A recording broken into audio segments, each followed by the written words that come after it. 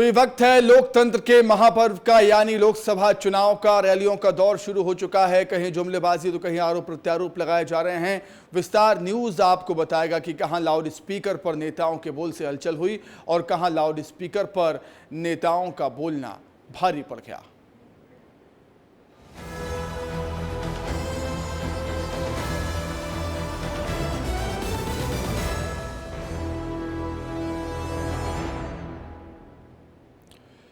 Loud speaker की शुरुआत करेंगे 4 बड़ी खबरों के साथ और उन पर भी विस्तार से बातचीत होगी। 4 बड़ी खबरें कौन सी हैं देख लीजिए बड़ी स्क्रीन पर। यूपी में गांधी परिवार, जी हम ऐसा इसलिए कह रहे हैं क्योंकि अमेठी से राहुल गांधी और रायबरेली से प्रियंका गांधी के चुनावी मैदान में उतरने के संकेत मिल रहे हैं। एक बैठक होगी, बैठक में फाइनल हो जाएगा कि अमेठी से राहुल गांधी उम्मीदवार होंगे और रायबरेली से प्रियंका गांधी उम्मीदवार होंगी। अगर ऐसा होता है तो यूपी की इन 2 सीटों पर दिलचस्प मुकाबला, दिलचस्प चुनाव हमें देखने को मिल सकता है। इसलिए हम कह रहे हैं कि यूपी में गांधी परिवार, विस्तार से इस पर भी हम बात करेंगे। आगे बढ़ेंगे। कम मतदान, बीजेपी का मंथन। मध्य प्रदेश में 2 चरणों के बाद जो कम मतदान हुआ है, वोटिंग परसेंटेज जो कम आया है, उसको लेकर बीजेपी मंथन कर रही है, सोच रही है, विचार कर रही है कि आखिर ऐसा क्यों हो रहा है। और इसी को लेकर बीजेपी एक बड़ी बैठक करने जा रही है राजधानी भोपाल में। आगे बढ़ते हैं। उसके बाद लांबा ने अपनी मर्यादा लांघी। अलका लांबा ने प्रधानमंत्री नरेंद्र मोदी को लेकर विवादित बयान दे दिया। पीएम मोदी की तुलना उन्होंने रावण से कर दी है। कांग्रेस के नेता लगातार हम देख रहे हैं कि प्रधानमंत्री मोदी को लेकर बयानबाजी कर रहे हैं और एक बार फिर से अलका लांबा ने पीएम मोदी को लेकर विवादित बयान दिया है। विस्तार से तो भी बात हम करेंगे। आगे बढ़ेंगे। नक्सलवाद पर आर पार की बात होगी क्योंकि नक्सलवाद को लेकर छत्तीसगढ़ में सियासत हमेशा से गर्म रहती है सियासत। इस बार दीपक बैज ने अमित शाह के बयान पर पलटवार किया है। क्या कुछ कहा है, क्या कुछ होने वाला है, ये विस्तार से हम आपको बताएंगे। और सबसे पहले बात हो जाए लोकसभा चुनाव के 2 चरणों की वोटिंग के बाद। वोटिंग परसेंटेज को लेकर भले ही बीजेपी में मंथन चल रहा हो, लेकिन एक मंथन गांधी परिवार और कांग्रेस में भी लगातार हो रहा है। मंथन यूपी की 2 सीट को लेकर। क्या राहुल को अमेठी और प्रियंका को रायबरेली से चुनाव लड़ाया जाए? आज ये तय हो जाएगा। कैसे, इस रिपोर्ट में देखें।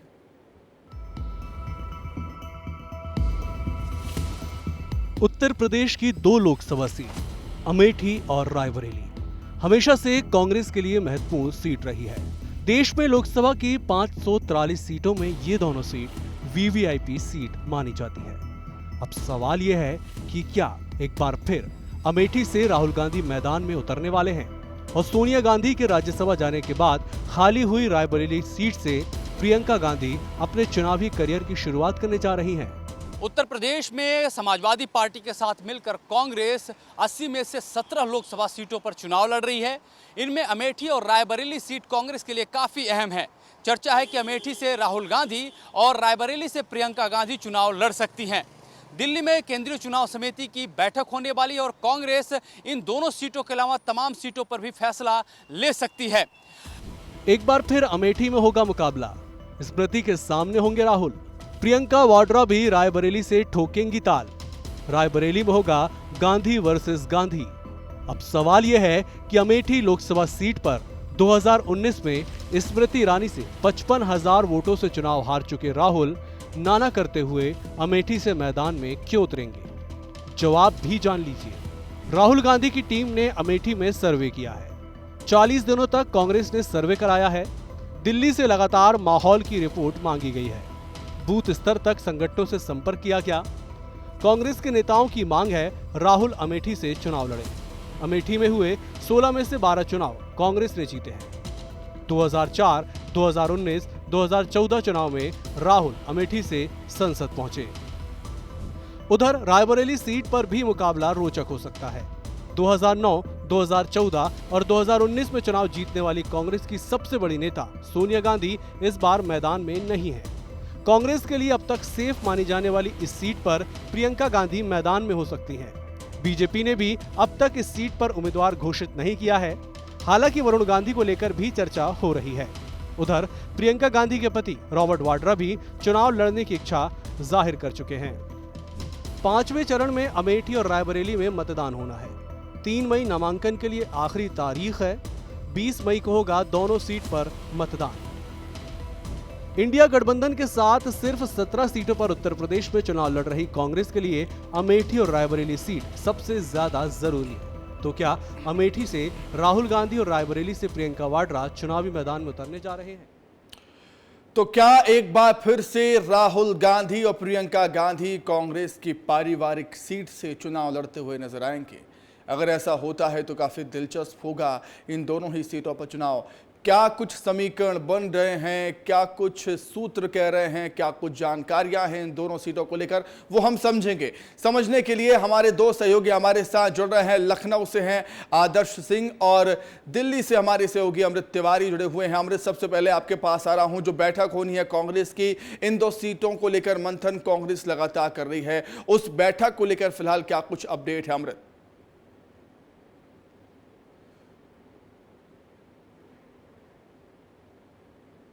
जो कमेटी की बैठक होने वाली है सीईसी की, वो इस आधार पे है कि जो बची हुई सीटें हैं उनकी घोषणा की जाए, जिसमें से रायबरेली और अमेठी की सीट में रात 8 बजे ये मीटिंग शेड्यूल है। इसी दौरान इस पर तमाम मंथन होगा, चर्चा होगी। जो हमें जानकारी कांग्रेस के हवाले से मिली है, सूत्रों के हवाले से, उसमें ये है कि नाम लगभग जो है वो तय किए जा चुके हैं और इसमें उस पर चर्चा की जाएगी। और इन्हीं चर्चाओं में जो है 2 नाम है प्रियंका गांधी और राहुल गांधी का, क्योंकि 2 जो सीटें जो सबसे अहम और सेफ सीट मानी जाती रही है कांग्रेस के लिए, जिसमें से अमेठी पिछली बार 2019 में स्मृति ईरानी ने जीत लिया था, उसको लेकर के चर्चा होगी और रायबरेली से प्रियंका गांधी को लेकर के चर्चा होगी। अब इन दोनों नेताओं के भविष्य का जो फैसला है इन सीटों को लेकर के, वो आज सीईसी की बैठक में फोरम में रखा जाएगा, उस पर चर्चा होगी और चर्चा के बाद इसे पारित किया जाएगा। ठीक है अमृत, मैं लौटूंगा। लखनऊ से आदर्श हमारे साथ लगातार जुड़े हुए हैं। यूपी में क्या कुछ चर्चा है आदर्श इन 2 सीटों को लेकर? देखिए, बिल्कुल ये निश्चित तौर पर जैसा कि हमारे सहयोगी अमृत ने कहा कि दोनों ही सीटें जो हैं कांग्रेस के लिए बेहद महत्वपूर्ण हैं। और अमेठी और रायबरेली की खासतौर पर बात करें तो कांग्रेस के बड़े नेता जो हैं या स्थानीय नेता जो हैं वो भी इस बात को चाहते हैं कि दोनों गांधी परिवार के जो व्यक्ति हैं, चाहे राहुल गांधी हो या फिर सोनिया गांधी की जाने के बाद इस सीट को छोड़ने के बाद प्रियंका गांधी वाड्रा हों, दोनों ही इस सीट से चुनाव लड़ें। इससे कहीं ना कहीं यूपी में कांग्रेस की जो रणनीति है वो बेहतर होगी। इसके साथ ही साथ जो स्थानीय कार्यकर्ता हैं उनको मनोबल मिलेगा। इतना ही नहीं, जैसा कि आपने बताया कि इससे पहले अमेठी में सर्वे करवाया गया है। अमेठी सीट पर क्या कुछ समीकरण बन सकता है, कैसे फायदा हो सकता है और क्यों ये सीट राहुल गांधी के लिए, कांग्रेस के लिए जरूरी है, इस बात की भी रिपोर्ट जो है वो दिल्ली जा चुकी है। आज की इस जो 8 बजे बैठक होने वाली है, इसमें जो यूपी कांग्रेस के प्रभारी हैं अविनाश पांडे, उनको भी बुलाया गया है। और निश्चित तौर पर जैसा कि हमारे सहयोगी अमृत ने कहा कि लगभग ये दोनों नाम तय हैं। देखिए, नतीजा कुछ भी हो, लेकिन चुनाव तो कहीं ना कहीं राहुल गांधी को भी लड़ना चाहिए अमेठी से और प्रियंका गांधी को भी रायबरेली से ही चुनाव लड़ना चाहिए। बहुत धन्यवाद आपका अमृत जुड़ने के लिए। आदर्श, आपका भी बहुत शुक्रिया जुड़ने के लिए। तो चलिए आपको सीधे कोरिया लिए चलते हैं, जहां पर सीएम विष्णुदेव साय सभा को संबोधित कर रहे हैं।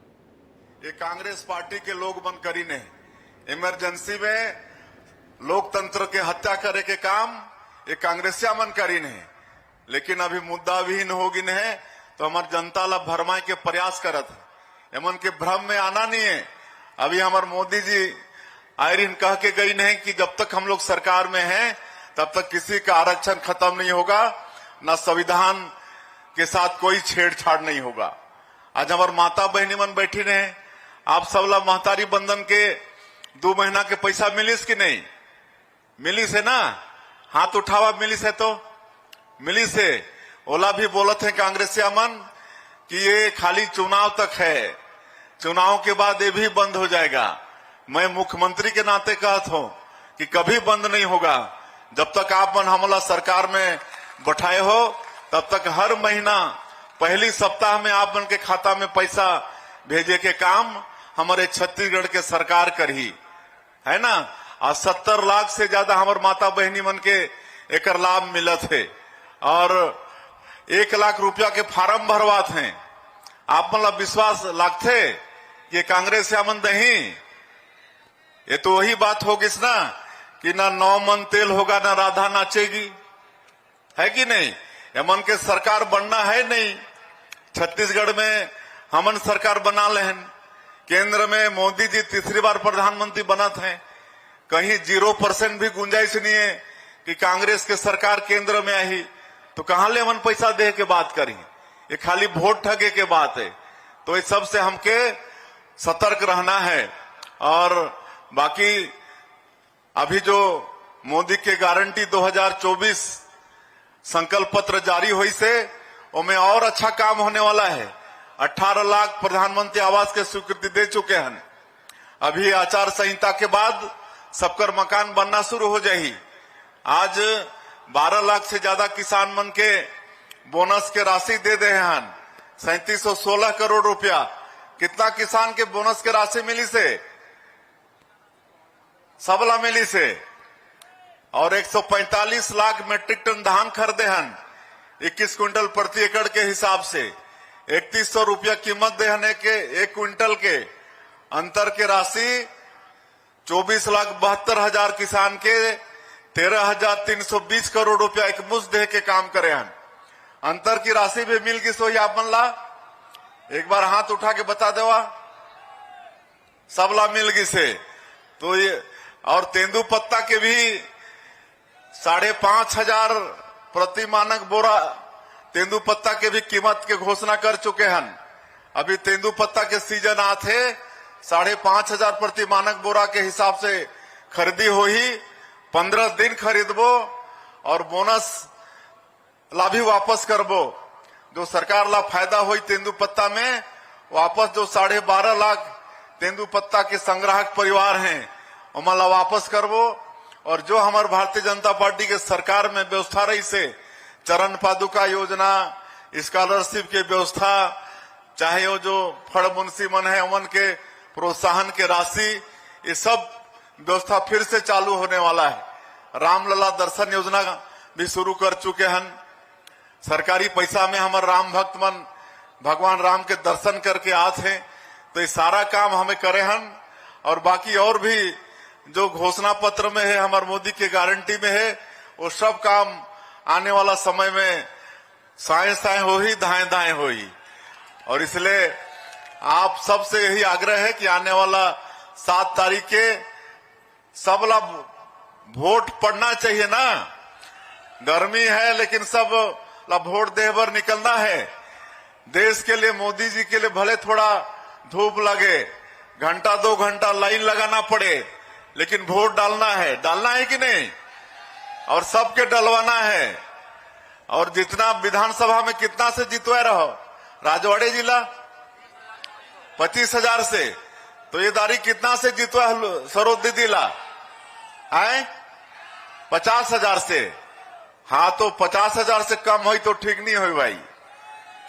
कम से कम 50,000 के लीड तो होना ही चाहिए ये बैकुंठपुर विधानसभा क्षेत्र से है ना। तो चला यही आपन से निवेदन करे बराए रहें।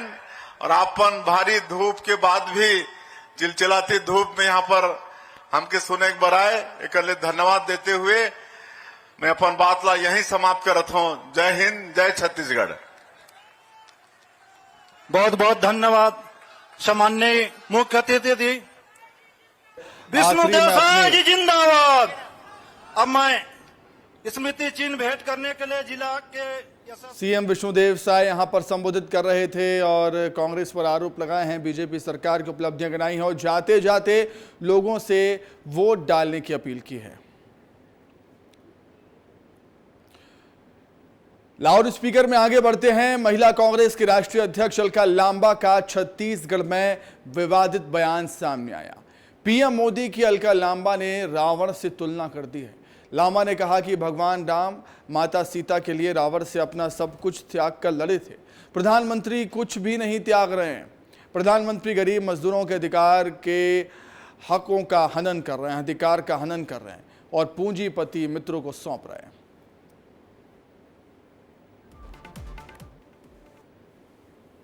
वो रावण अपने राज को चलाने में उसमें 10 कमियां थी। मां सीता का उसने जो है अपहरण किया। पुरुषोत्तम राम एक मां सीता के लिए पूरी लंका पूरे रावण से अपना सब कुछ त्याग कर वो लड़े हैं। प्रधानमंत्री जी कुछ त्याग नहीं रहे। देश का उन्होंने सीता हरण की थी। प्रधानमंत्री जी देश के गरीब मजदूर के जो अधिकार हैं उनका हनन करके पूंजीपति मित्रों को सौंप रहे हैं। अब फर्क आप खुद देख लीजिएगा मैंने किसके लिए क्या। आगे बढ़ते हैं। नक्सलवाद का मुद्दा लोकसभा चुनाव में छत्तीसगढ़ में अच्छा खासा मुद्दा बन गया है।